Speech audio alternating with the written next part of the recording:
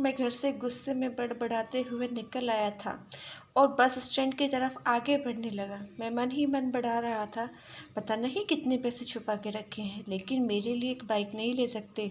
अब मैं यहाँ से चला जाऊँगा और तब तक वापस नहीं आऊँगा जब तक मैं खुद के पैसों से बाइक नहीं खरीद लेता। इतना सोच ही रहा था, तभी मेरे पैर में मुझे कुछ चुभने का एहसास हुआ।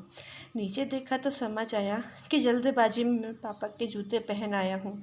उन जूतों में कील उभरी हुई थी जो मेरे पैर में बार बार घाव किए जा रही थी, लेकिन उस समय गुस्सा अधिक था तो मैं बड़बड़ाते हुए आगे बढ़ गया।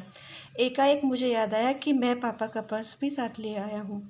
मेरे खुरापाते दिमाग में एक ख्याल आया, क्यों ना आज पापा का पर्स चेक किया जाए, जिसे आज तक उन्होंने किसी को हाथ तक नहीं लगाने दिया था। पता नहीं कौन सा खजाना छुपा है इस पर्स में जो किसी को हाथ ही नहीं लगाने देते थे।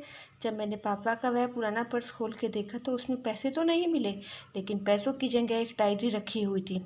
तब मैंने सोचा, ओह, तो यहाँ खजाना छुपा रखा है। मैं समझ रहा था कि यहाँ पापा ने लिखा होगा कि किससे कितने पैसे लेने हैं और किसको कितने पैसे दिए हैं, लेकिन मैं गलत था।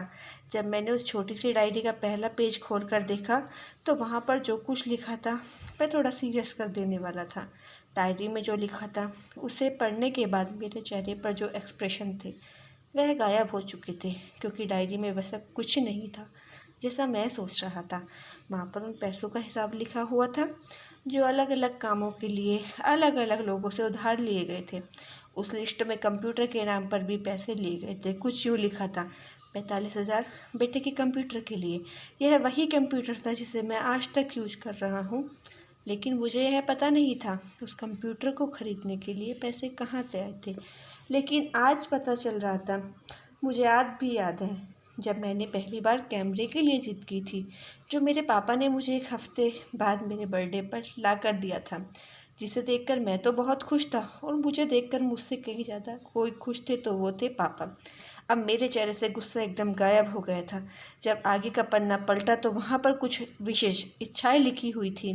पहली जो विश थी उसमें जो लिखा हुआ था, अच्छे जूते पहनना। यह बात मेरी कुछ समझ नहीं आई। तभी मेरा पाँव अचानक सड़क पर भरे हुए पानी पर जा पड़ा और तभी मेरे पाँव में कुछ गीलापन होने का एहसास हुआ। जब मैंने जूता उतार कर देखा तो उसका तला टूटा हुआ था। यह देखकर मुझे डायरी में लिखी बात याद आ गई। तभी मुझे माँ पापा की कही बातें याद आ रही थी कि कैसे माँ जब जूते को कहा करती थी पापा से, अब तो जूते पुराने हो गए हैं, नए ले लीजिए, तो पापा अक्सर यह कहकर टाल दिया करते थे, जूते अभी और चलेंगे, अभी कुछ दिन पहले तो लिए ही थे। मुझे आज समझ आ रहा था कितने दिन और चलेंगे। साथ ही साथ यह भी समझ आ रहा था कि पापा पर्स क्यों छुपा कर रखते थे। तभी उस डायरी को पढ़ते हुए बस स्टैंड पर पड़ी बेंच पर आकर बैठ गया। अब उस डायरी का आखिरी पन्ना बचा था। उस पन्ने को जब मैंने पलट कर देखा तो वहाँ कल की तारीख लिखी हुई थी। तारीख के नीचे लिखा हुआ था 50,000 रुपये बाइक के लिए। बस इतना पढ़ा और दिमाग सन्न रह गया। अब मेरे मन में कोई शिकवा गिला नहीं बचा था, बस मेरी आंखों से आंसू चले जा रहे थे। मुझे आज तक नहीं पता मैं क्यों रोए जा रहा था। अब मैं जल्दी से घर की तरफ भागा, लेकिन जूतों की वह कील पाँव में अब तक घाव बनाने में कामयाब हो चुकी थी। मैंने जूतों को रास्ते में ही निकाल कर फेंक दिया और भागते हुए घर जा पहुंचा, लेकिन पापा घर पर नहीं थे। मैं समझ गया वह कहाँ थे। मैं सीधा पास वाली बाइक एजेंसी की तरफ भागा। पता नहीं आज कहाँ से इतनी ताकत आ गई थी कि मैं भागते हुए थक नहीं रहा था, और वह भी बिना जूतों के नंगे पैर। जैसे तैसे मैं बाइक एजेंसी पर पहुंचा।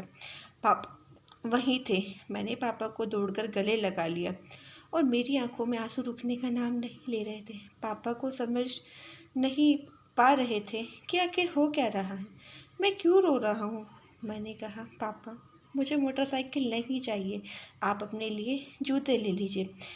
अब आज से मैं जो भी करूँगा अपनी मेहनत से अपने बलबूते पर पढ़ कर करूँगा।